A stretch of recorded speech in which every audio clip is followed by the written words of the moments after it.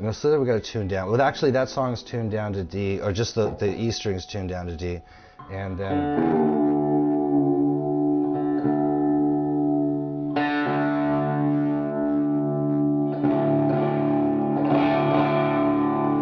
So this is Slither. Now Slither is one of the songs that just barely made the record when I first wrote the riff, because it was written during the time that we were auditioning singers, and we had these really like, I don't know, just about 8 to 9 hour days here at this studio, just listening to singers, and then we'd work on songs at the same time. And at the end of the day, I came up with this riff, and the guys just didn't seem that interested, and I had to come back another day and go, that's a really good riff, you know.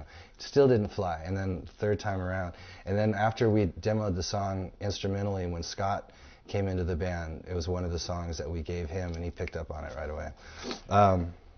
There's not really, I'm not sure what the rhyme or reason is to this riff though.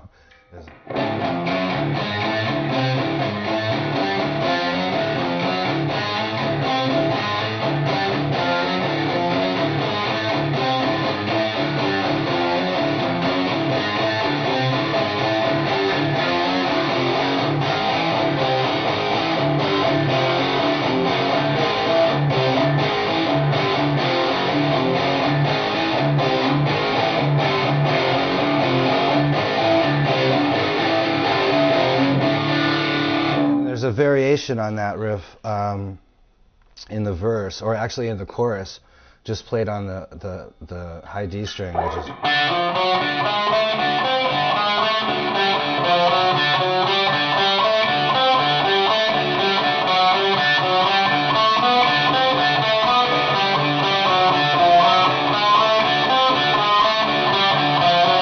And that's those different notes that are in this, that progression correspond to the chord changes underneath.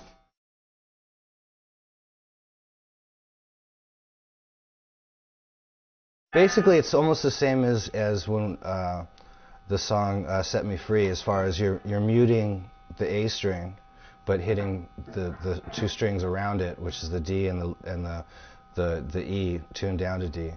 So. You have to be careful. It sort of comes naturally, I guess, to not hit it, but you could make the mistake of hitting it and it wouldn't sound too good.